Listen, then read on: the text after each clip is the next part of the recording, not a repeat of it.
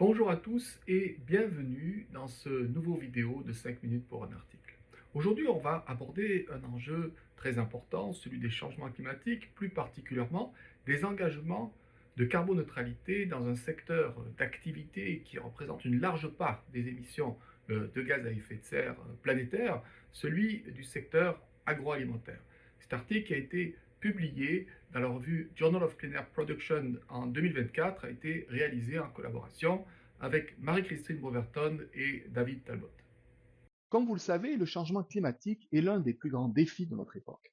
Dans le cadre des accords de Paris de 2015, un certain nombre de pays se sont engagés à atteindre la neutralité carbone d'ici 2050.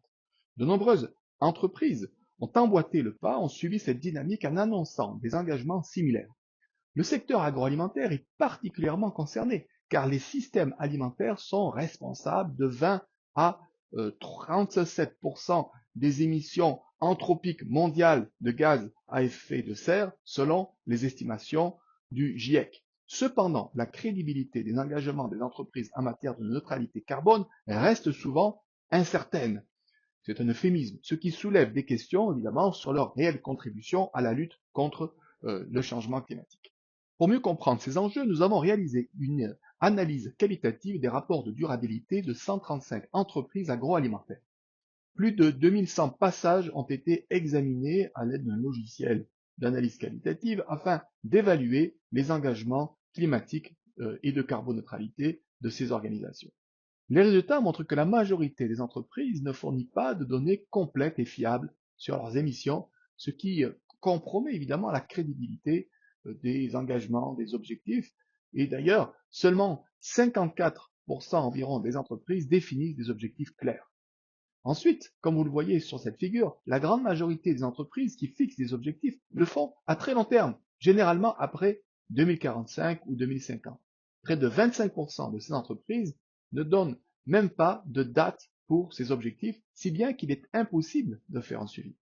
On observe aussi que la description des initiatives de réduction des émissions est généralement assez vague et repose sur des partenariats dont l'impact concret est difficile à évaluer. Les mesures de compensation sont le plus souvent mal définies et de qualité incertaine, ce qui soulève des doutes sur la crédibilité des déclarations de neutralité carbone. Et l'article finalement explore ces résultats à travers trois perspectives théoriques. D'abord, la perspective fonctionnaliste qui suppose que les informations climatiques divulguées par les entreprises sont mesurables, rigoureuses et rationnelles. C'est finalement la vision la plus optimiste. Ensuite, la perspective critique qui met en lumière les intérêts économiques des entreprises et leurs pratiques de greenwashing en soulignant les contradictions entre leurs discours et leurs actions.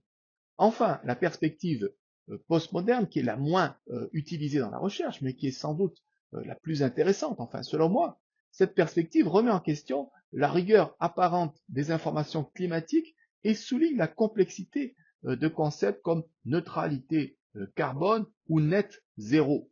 Les engagements dans ce domaine sont perçus comme des constructions sociales influencées par des narratifs symboliques plutôt que des réalités objective, et cela indépendamment de la volonté des organisations de faire preuve ou pas de greenwashing.